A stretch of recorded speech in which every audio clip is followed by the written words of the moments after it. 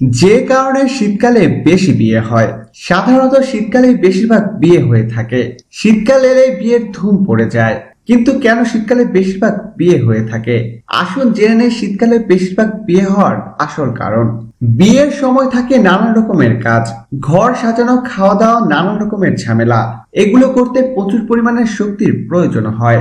গরমের দিনে এইসব কাজ করতে প্রচুর কষ্ট করতে হয়, কিন্তু শীতকালে খুব আরামের সঙ্গে এই কাজগুলো করা যায়। শীতকালে সাধারণত স্কুল কলেজ বন্ধ থাকে, তাই পরিবার পরিজন মিলে বিবাহের আনন্দ উপভোগ করা যায়। সেই জন্য শীতকালে বেশিরভাগ বিয়ে হয়ে থাকে।